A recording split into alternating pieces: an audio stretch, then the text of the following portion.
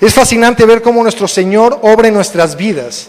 Él permite que vivamos momentos difíciles de temor y frustración, pero es en el momento en que dejamos nuestras fuerzas, nuestro control absurdo y entendemos que Él es quien tiene el control, que podemos disponernos y abrir nuestro corazón para escuchar sus palabras, ¿cierto?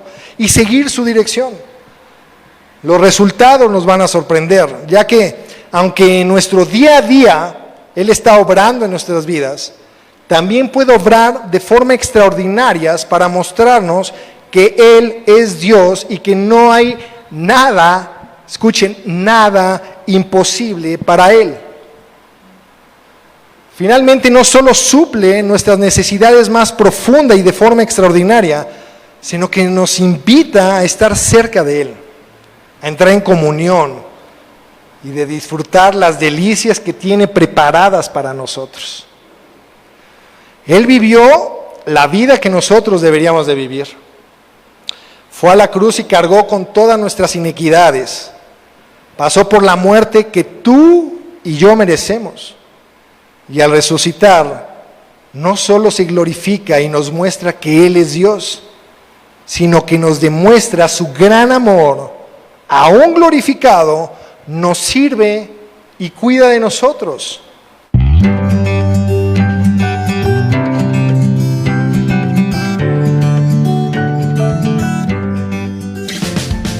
Buenos días, iglesia, queridos hermanos, amigos. Es un gusto y un placer y una bendición poder compartir el día de hoy con ustedes la hermosísima palabra de Dios. Y más en un día tan especial en el que estamos celebrando su resurrección. Así que escuchemos lo que hoy Él tiene que decirnos y les invito a que abran sus Biblias en el texto de Juan, capítulo 21, y vamos a leer del 1 al 14.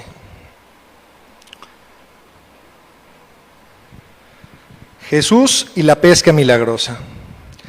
Después de esto, Jesús se apareció de nuevo a sus discípulos junto al lago de Tiberíades. Sucedió de esta manera: estaban juntos Simón Pedro, Tomás, al que apodaban el gemelo, Natanael, el de Caná de Galilea, los hijos de Zebedeo y otros 2 discípulos. Me voy a pescar, dijo Simón Pedro. Nos vamos contigo, contestaron ellos. Salieron pues de allí y se embarcaron, pero esa noche no pescaron nada. Al despuntar el alba, Jesús se hizo presente en la orilla, pero los discípulos no se dieron cuenta de que era Él. Muchachos, ¿no tienen algo de comer?, les preguntó Jesús. No, respondieron ellos. Tiren la red a la derecha de la barca y pescarán algo. Así lo hicieron, y era tal la cantidad de pescado que ya no podían sacar la red. Es el Señor, dijo a Pedro, el discípulo a quien Jesús amaba.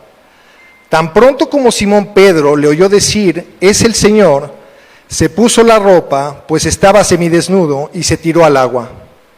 Los otros discípulos lo siguieron en la barca, arrastrando la red llena de pescados, pues estaban a escasos 100 metros de la orilla. Al desembarcar, vieron unas brasas con pescado encima y un pan. Traigan algunos de los pescados que acaban de sacar, les dijo Jesús. Simón Pedro subió a bordo y arrastró hasta la orilla la red, la cual estaba llena de pescados de buen tamaño. Eran 153, pero a pesar de ser tantos, la red no se rompió. Vengan a desayunar, les dijo Jesús. Ninguno de los discípulos se atrevía a preguntarle, ¿quién eres tú?, porque sabían que era el Señor. Jesús se acercó, tomó el pan y se los dio a ellos, e hizo lo mismo con el pescado. Esta fue la tercera vez que Jesús se apareció a sus discípulos después de haber resucitado. Les comparto un comentario de Matthew Henry al respecto de esta porción que dice: Cristo se da a conocer a su pueblo habitualmente en sus ordenanzas, pero a veces por su espíritu los visita cuando están ocupados en sus actividades. Bueno es que los discípulos de Cristo estén juntos en la conversación y en las actividades corrientes. El tiempo de Cristo para darse a conocer a su pueblo es el momento en que ellos están más perdidos. Él conoce las necesidades temporales de su pueblo y les ha prometido no solo gracia suficiente, sino alimento conveniente. La providencia divina se extiende a las cosas más minuciosas y felices son los que reconocen a Dios en todos sus caminos. Como vimos, esta es la tercera vez que nuestro Señor se presenta a sus discípulos. La primera vez se apareció a sus discípulos, lo podemos leer en Juan 20 del 19 al 23, y después se les aparece a algunos otros discípulos y a Tomás, y lo podemos leer en Juan 20 del 24 al 29. El día de hoy también estamos recordando a Cristo resucitado, que Él se ha presentado gloriosamente a nuestras vidas, y esto es algo que queremos compartir con todo el mundo. El título de la prédica es Un recordatorio en tiempos de descontrol. Y me gustaría tratarlo en 3 puntos. Un control absurdo, un control soberano y punto 3, un descontrol con propósito. Un control absurdo, un control soberano y un descontrol con propósito. Un control absurdo. Leemos que en el versículo 2 dice, estaban juntos Simón Pedro, Tomás al que apodaban el gemelo, Natanael, el de Caná de Galilea, los hijos de Zebedeo y otros 2 discípulos. Sin duda, este es un grupo muy peculiar. Algunos de los datos que tenemos de ellos están escritos en los evangelios y nos muestran un poquito de la personalidad de cada uno de los que integraban este singular grupo. Por ejemplo, Simón Pedro confesó a Jesús como el Cristo, el Hijo de Dios viviente, pero también es conocido por negar a Jesús. Tomás es famoso por dudar la resurrección, pero cuando Jesús se le apareció, Tomás confesó, Señor mío y Dios mío. Natanael se menciona solo en este evangelio y es mejor conocido por sus dudas de si algo bueno pudiera salir de Nazaret. Pero después de conocer a Jesús, Natanael confesó, Rabí, tú eres el Hijo de Dios, tú eres el Rey de Israel. Los hijos de Zebedeo son mencionados frecuentemente en los sinópticos, pero aquí solo en el Evangelio de Juan. Se llama Santiago y Juan. Son aquellos a los que Jesús llamó o apodó hijos del trueno.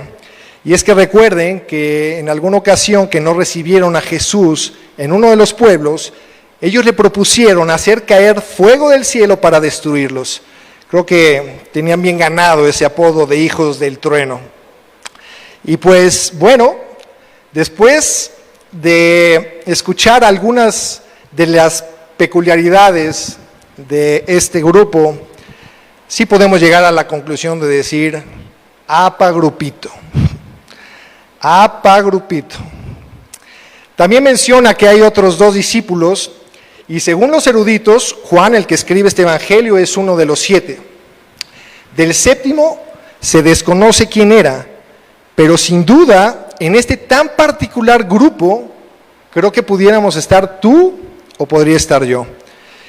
Y qué vergüenza, ¿no? Que así como nosotros estamos hoy ventaneando a estos discípulos, también nos ventanearan a nosotros, porque pues sin duda de mí podrían hablar de las veces que yo también he traicionado y he cambiado a mi Señor por otros ídolos, sobre mi incredulidad en los tiempos difíciles, sobre lo vengativo e iracundo y soberbio que soy. Creo que si hubieran hecho alguna solicitud, ¿no? Si hubieran enviado una solicitud para ser parte de este grupo y tomar en cuenta estas características, seguro yo hubiera sido parte de esta banda. Siguiendo con lo que dice Juan, podemos ver que Pedro les dice, me voy a pescar, y ellos contestan, vamos contigo. En los sinópticos, esto es, en los primeros 3 evangelios, Jesús invita a Pedro y Andrés, ambos pescadores, a seguirles, prometiéndoles que los haría pescadores de hombres. Algunos eruditos sugieren que, volviendo a sus barcos, estos discípulos le dan la espalda a su responsabilidad de ser pescadores de hombres. Sin embargo, eso parece ser demasiado para este texto. Ellos tenían que comer y los pescadores obtienen su comida del mar. También cuando las personas no saben qué hacer, recurren a sus actividades conocidas. Pedro es pescador, está acostumbrado a una vida ocupada y físicamente exigente en el mar. Es de esperar que se inquiete cuando no está pescando y agradezca el regreso a su bote y a las redes. Él y los demás discípulos toman las redes, reman las barcas y se van a pescar. Ahora bien, creo que también debemos aceptar que al sumergirnos en lo familiar, en nuestra zona de confort, podemos llegar a ignorar cosas mucho más importantes y trascendentales. ¿Qué pasará con estos discípulos? ¿Regresarán al ministerio que Jesús les dio de ser pescadores de hombres? Ya veremos más adelante cómo Jesús interviene para asegurar que no se pierdan en su zona de confort. En nuestra experiencia, Cristo también nos ha dicho que regresará, ¿cierto? Estamos esperando la segunda venida. Ahora bien, ¿cómo estamos esperando? Creemos sí, que está chido, que nuestro Señor nos ha salvado y que regresará algún día, pero mientras esto pasa, ¿qué estamos haciendo? ¿Qué estoy haciendo? ¿Estoy poniendo mis ojos en las cosas de este mundo? ¿Pongo mayor importancia en mi trabajo, en mi dinero, en mis logros, en mi salud? Y por supuesto en ese afán de mantenerme anestesiado con series de televisión, con redes sociales, esto con el fin de evadir una realidad, y estoy dejando a un lado mi propósito de descansar en Cristo, de honrarlo y de glorificarlo en todo lo que hago. Simplemente hoy, y sé que ya muchos pueden estar hartos de escuchar sobre la pandemia del COVID-19, ¿cierto? Pero, ¿cómo estamos reaccionando a esto? De verdad, ¿cómo estamos reaccionando a eso? ¿Estamos confiando en Dios? ¿O estamos confiando en lo que la Organización Mundial de la Salud, nuestro gobierno, los científicos y todas estas personas especialidades están haciendo? ¿Lloramos por la posible pérdida de nuestra salud, de nuestro dinero, de nuestro trabajo o de nuestras empresas?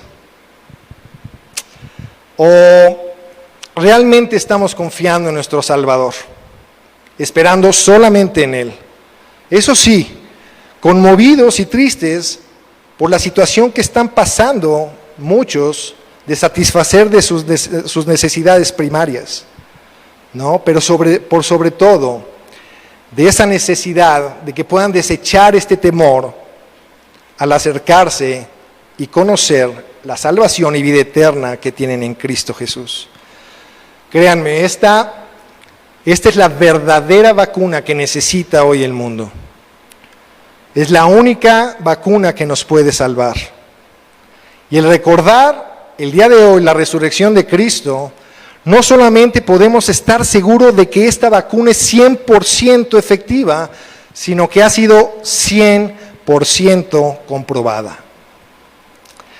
Charles Spurgeon dice: yo no sé si a veces ustedes se ven turbados por las dudas en conexión con el mundo venidero, en cuanto a si podrá ser cierto que viviremos eternamente.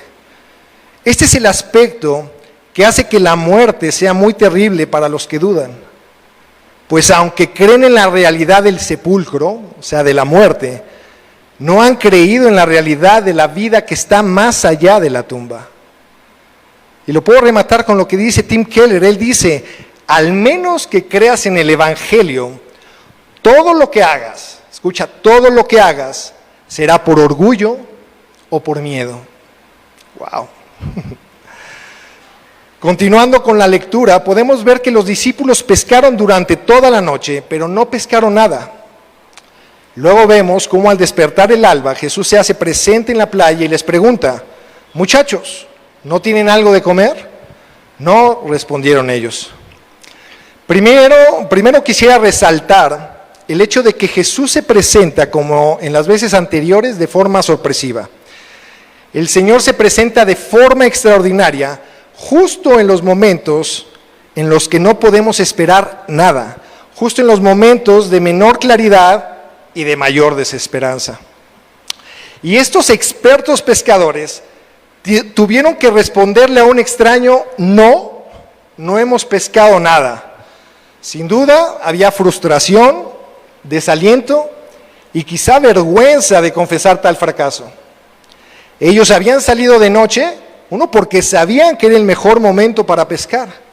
Sin embargo, ni su experiencia, ni sus recursos, ni sus talentos, ni las condiciones en las que se encontraban fueron propicias para lograr su objetivo. Definitivamente esa noche debió haber sido muy frustrante para estos expertos pescadores. Muchas veces nuestros esfuerzos en el trabajo, en el hogar o en el ministerio nos pueden dejar también con las redes vacías.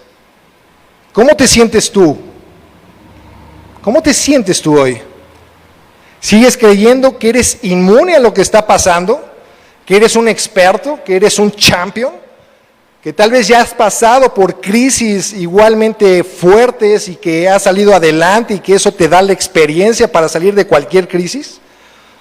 ¿O esta situación te ha confrontado y te has dado cuenta que aún con tus recursos, con tus talentos, con tus habilidades y conocimientos, no puedes controlar lo que está pasando? Y lo frustrante, triste y desalentador que puede ser el saber que podemos perder a alguien a quien amamos, que podemos perder nuestros trabajos, que podemos perder nuestras empresas. Incluso para muchos que decimos tener fe, están siendo momentos de oscuridad, están siendo momentos difíciles, tal y como lo fue aquella noche para los discípulos en aquella barca. Creo que de lo más profundo de nuestro corazón, cuando estamos ya en este momento, sale a relucir el verdadero sentimiento que aún con recelo grita a toda voz: no sé qué hacer, tengo mucho miedo, he perdido el control.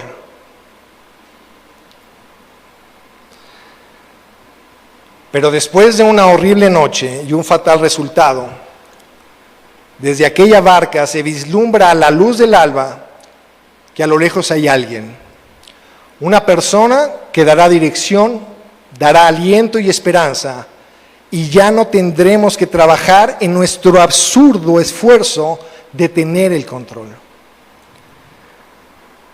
Punto número 2, control soberano.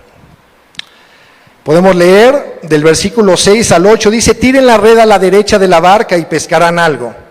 Así lo hicieron, y era tal la cantidad de pescados que ya no podían sacar la red. Es el Señor, dijo a Pedro, el discípulo a quien Jesús amaba. Tan pronto como Simón Pedro lo oyó decir: es el Señor, se puso la ropa, pues estaba semidesnudo, y se tiró al agua. Los otros discípulos lo siguieron en la barca arrastrando la red llena de pescados, pues estaban a escasos 100 metros de la orilla. Así como con los discípulos en la barca, el Señor, y eso lo podemos ver, nos deja que experimentemos falta de productividad, frustraciones o fracasos, para que nos acerquemos más a Él y dependamos más de Él, y no en nuestros propios medios. Cuando te sientas cansado, cuando te sientas vacío, cuando te sientas sin esperanza, escucha las palabras que Jesús tiene que decirte. Después leemos: Él les dijo: tiren la red a la derecha de la barca y pescarán algo. ¿Se pueden imaginar que unos expertos pescadores, después de hacer todo lo que sabían sin ningún resultado, simplemente atendieran a la dirección que les estaba dando esta persona en la orilla de la playa? Creo que, si bien no lo habían reconocido con la vista, su corazón debió recordar aquella voz, aquellas palabras. porque aún en la frustración y desesperanza los discípulos ya habían sido tocados por el Espíritu Santo. Ahora pongámonos a pensar en la actual situación en la que se encuentra el mundo. ¿Qué tan dispuestos estamos en atender la palabra de Dios? ¿Nos estamos consolando en lo que Él nos dice? ¿O estamos esperando a que den las 7 de la noche para atender las palabras del doctor Hugo López-Gatell? ¿O estamos esperando la mañanera para escuchar lo que el gobierno nos tiene que decir? ¿O escuchamos a Pedro Ferriz o a Carmen Aristegui, creyendo que nos van a decir algo alentador, que ellos nos van a dar una esperanza? Ustedes saben que no es así. Los discípulos entendieron la instrucción que Jesús les daba. Ahora, ¿por qué les pidió que fuera del lado derecho? Si bien muchos comentaristas tratan de encontrar un simbolismo en esto, creo más bien que el punto no está de qué lado aventaran la red, ni cómo, sino si estamos haciendo las cosas bajo la dirección de Cristo y en obediencia a Él, o si estamos haciendo las cosas por nuestra propia iniciativa y por nuestra propia sabiduría. Ellos pudieron haber dicho: hemos estado pescando toda la noche, somos expertos en la pesca. ¿Qué diferencia puede haber entre tirar la red unos metros más atrás, más adelante, o si del lado izquierdo, o si del lado derecho? ¿Qué diferencia puede hacer eso? Pero cuando hacen lo que Jesús les dice, terminan del lado correcto. La pesca resulta tal, dice, tan increíble que ni podían sacar la red de lo pesada que estaba. Pueden notar también que nuestro Señor usa lo que la gente tiene a la mano como base de sus milagros. Los discípulos habían estado pescando toda la noche y no habían pescado nada. Sin embargo, Jesús les daba pescado en abundancia. Recordemos también las bodas de Caná. Las tinajas de agua estaban vacías y nuestro Señor les dice que las llenaran de agua, luego las convierte en vino. También Dios le preguntó a Moisés: ¿qué tienes en la mano? Y Moisés le dijo: una vara. Y fue con esta vara que Dios hizo sus grandes milagros por Israel. Aún viendo cómo Dios obra en nuestras vidas todos los días de forma extraordinaria, todavía hay muchas personas que quisieran estar en algún otro lugar o en alguna otra circunstancia. Pero yo les puedo decir que si Dios no puede usarte aquí mismo donde estás, aún ahí en tu casa, en la cuarentena, no puede usarte en ninguna otra parte. No sabemos exactamente por qué no reconocían a Jesús los discípulos. Tal vez estaban demasiado cansados, o estaban muy frustrados, o simplemente no podían ver con claridad a través de la neblina de la mañana. Pero después de escuchar sus palabras, y de ver el resultado de seguir su dirección, llega este momento. Es el Señor, dijo a Pedro, el discípulo a quien Jesús amaba. Fíjese esto: Jesús llegó a la tumba antes que Pedro y reconoció el hecho de la resurrección antes que Pedro. Aquí Juan también reconoció la identidad del extraño que estaba a la orilla, porque Juan sabía que algo tan maravilloso tenía que venir de Jesús. Pero luego, ¿qué hace Pedro? Esto me encanta. Dice: se echó al mar. Juan fue el primero en reconocer a Jesús, pero Pedro sería el primero en devoción. Se ciñó la ropa y se arrojó al agua para alcanzar a Jesús lo más pronto posible. Dice Trench en un comentario refiriéndose a esta escena, viendo a Pedro, dice: alza la mirada, lo reconoce, se olvida de todo lo demás, se pone su prenda externa porque ningún oriental se presentaría desvestido delante de su superior, se lo ciñe y se arroja al mar. Tan presto es su amor por el Señor. ¡Wow! Cuando reflexiono sobre este momento, la verdad es que mi anhelo es que en toda circunstancia, en toda situación, pudiera reaccionar como Pedro, queriendo a toda costa estar junto a mi Señor y Salvador. ¿Dónde más podríamos estar mejor? ¿Dónde más podríamos sentirnos seguros?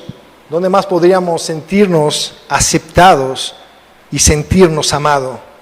Porque debemos recordar que pocos días atrás fue justamente Pedro el que lo había negado, el que lo había traicionado. Sin embargo, no sintió vergüenza ni temor, sino solo el deseo incontrolable de estar junto a Jesús. Qué inspirador y qué hermosa escena, ¿no creen? Y no quiero decir que con esto que la reacción de Pedro fue la mejor de los discípulos. Matthew Henry también nos lo dice muy claramente, de una forma extraordinaria. Dice, Juan se había aferrado más estrechamente a su maestro en sus sufrimientos y lo conoció mucho antes. Pedro era el más celoso y alcanzó primero a Cristo. ¿Con qué variedad dispensa Dios las dádivas y cuánta diferencia puede haber entre uno y otro creyente en su modo de honrar a Cristo? Pero todos son aceptados por Él. Otros se quedan en el bote, arrastran la red y traen la pesca a la playa. Y no debemos culpar de mundanas a estas personas porque ellos en sus puestos están sirviendo verdaderamente a Cristo como los demás. Lo importante, creo yo, es resaltar que si bien habían pasado por el fracaso, por el miedo, por la frustración de perder el control, ahora se daban cuenta que al entregárselo a Dios podría traerles gozo y podría traerles paz. También recuerdo las palabras de Juan en 3:30 que dice, a Él le toca crecer y a mí menguar. Y también Matthew Henry explica esto de una forma extraordinaria. Dice, mientras menos ego, menos yo haya, más la gloria de Cristo será reflejada en nuestras acciones.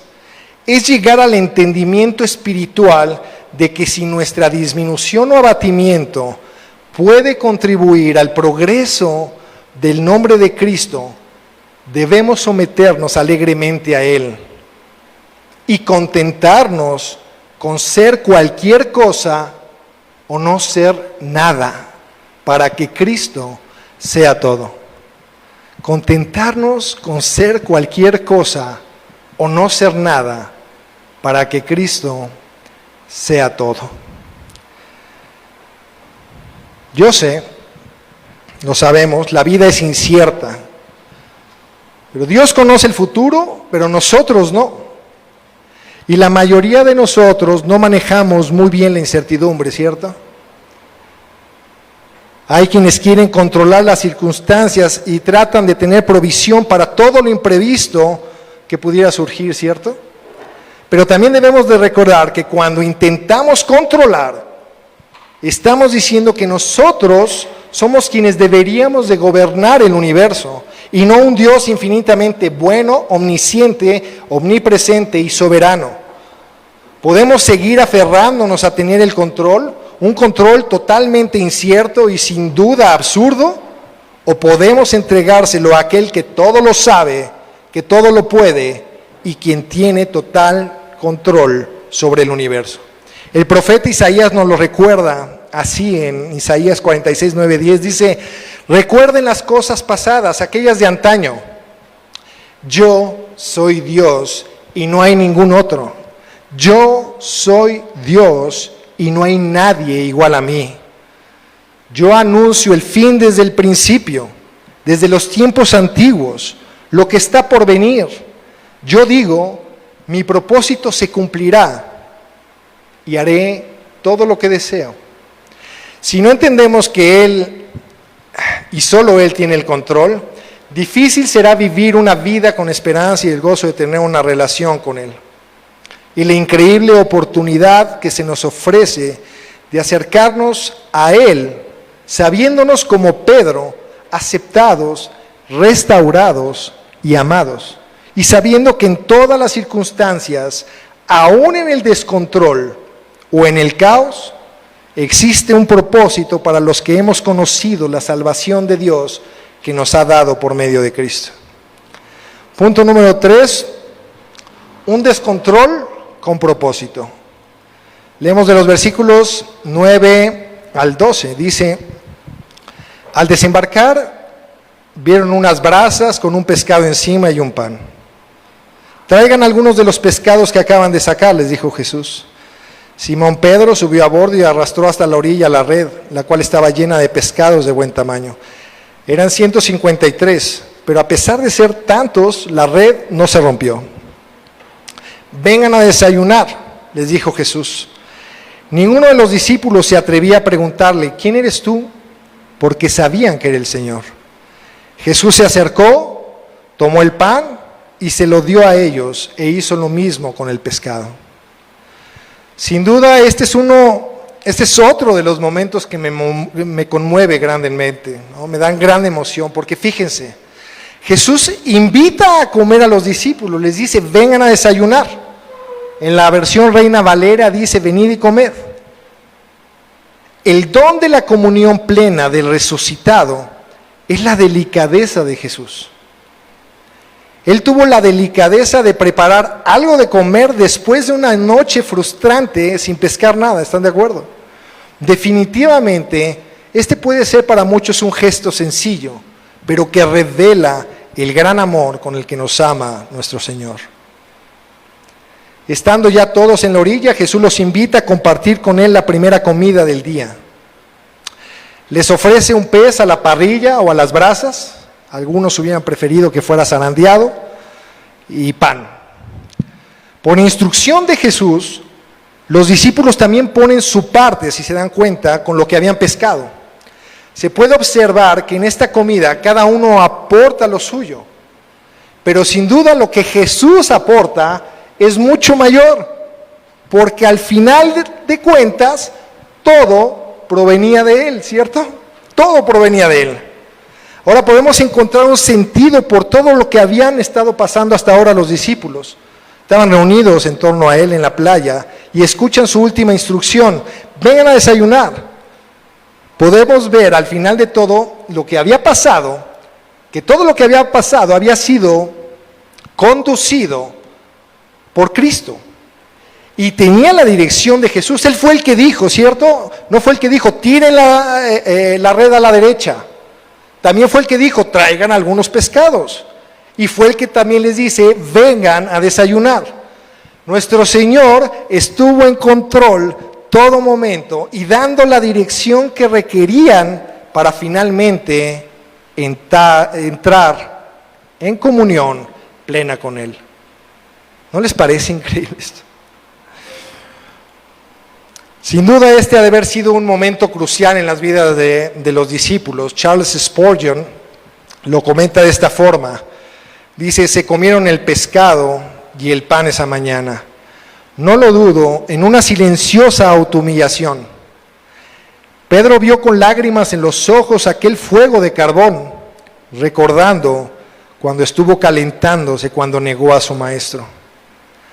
Tomás permaneció allí preguntándose cómo se había atrevido a pedir semejantes pruebas de un hecho más evidente. Todos ellos sentían que podían desaparecer delante de su presencia divina, ya que todos se habían comportado tan mal. Pero también podemos ver que es una imagen de comunión íntima y de intimidad, una comunión amigable. Evidentemente había algo solemne y significativo en ese momento, ¿no? Pero claramente podían considerar que Jesús fue la persona que suplió todas sus necesidades. Y no solo eso, es claro que Jesús quiso tener un tiempo de comunión con los suyos nuevamente. En esta ocasión, en un lugar muy especial, porque seguro habrían de recordar lo que ellos pasaron en el ministerio en Galilea. Podemos ver cómo en ese momento ya todos están convencidos de que la persona que comía con ellos era Jesús, su Señor. Y aunque tuvieron ganas de preguntarle para confirmarlo, no lo hicieron porque para este momento ya se habían dado cuenta. El Jesús que ahora les hablaba estaba delante de ellos con un cuerpo glorificado, pero aún así, otra vez, aquel que debió ser servido se dispone a servir. ¡Wow! En el versículo 13 dice: Jesús se acercó, tomó el pan y se lo dio a ellos, e hizo lo mismo con el pescado. Ya les había dicho: yo estoy entre ustedes como el que sirve. Eso lo vemos en Lucas 22:27. Y les había lavado los pies en un ejemplo de servicio humilde, ¿recuerdan? Lo vemos en Juan, en el capítulo 13, del 1 al 15. Ahora el Señor resucitado mostraba que satisfaciéndole sus necesidades, aún serviría a los discípulos que le eran fieles. Es fascinante ver cómo nuestro Señor obra en nuestras vidas. Él permite que vivamos momentos difíciles de temor y frustración, pero es en el momento en que dejamos nuestras fuerzas, nuestro control absurdo y entendemos que Él es quien tiene el control, que podemos disponernos y abrir nuestro corazón para escuchar sus palabras, ¿cierto? Y seguir su dirección. Los resultados nos van a sorprender, ya que aunque en nuestro día a día Él está obrando en nuestras vidas, también puede obrar de forma extraordinaria para mostrarnos que Él es Dios y que no hay nada, escuchen, nada imposible para Él. Finalmente, no solo suple nuestras necesidades más profundas y de forma extraordinaria, sino que nos invita a estar cerca de Él, a entrar en comunión y de disfrutar las delicias que tiene preparadas para nosotros. Él vivió la vida que nosotros deberíamos de vivir. Fue a la cruz y cargó con todas nuestras iniquidades. Pasó por la muerte que tú y yo merecemos. Y al resucitar, no solo se glorifica y nos muestra que Él es Dios, sino que nos demuestra su gran amor, aún glorificado, nos sirve y cuida de nosotros. Este no es un Dios como muchos creen, que nos deja a nuestra suerte, que hizo su creación y Él se fue a hacer otras cosas. No, nuestro Señor está preocupado por nuestras necesidades. Es un Dios que prepara la mesa para compartirla con Él, para sentirnos como en ningún lugar podemos sentirnos. Él nos ofrece no un desayuno, pero sí una cena. Una cena gloriosa en donde podemos recordar estas verdades. Ya escuchamos el jueves pasado lo importante y lo hermoso que es esta cena. Una cena en la que, humillados y arrepentidos por nuestro orgullo, podemos llegar sin temor ni vergüenza. Entreguémosle a Él nuestro funesto control para podernos sumar a su mesa, en donde podemos descansar plenamente, podemos gozar plenamente y agradecer grandemente por todo lo que Él ha hecho y sigue haciendo en nuestras vidas. Hoy, como siempre, necesitamos de un Salvador, y ese, sin dudas, es Cristo Jesús. Oremos. Señor y Padre bueno, gracias, Señor, gracias por recordarnos esta verdad, Señor. Gracias porque hoy podemos acercarnos a la cruz, Señor, y ver que tú no estás ahí, Señor. La cruz está vacía, y eso nos demuestra que nuestro Dios está vivo, y que no solamente está vivo, sino que sigue preocupado por nosotros, que nos sigue amando, que nos sigue buscando, Señor. Agradecemos grandemente esto, Señor, y te pedimos perdón por nuestra incredulidad, Señor, por querer seguir aferrados a nuestro control. Esta mañana, Señor, queremos no solamente entregarte el control, queremos entregarte nuestro corazón y queremos entregarte nuestra vida misma, Señor, para que en todo momento podamos honrarte y glorificarte a ti, Señor. En el nombre que es sobre todo nombre es que oramos. Amén.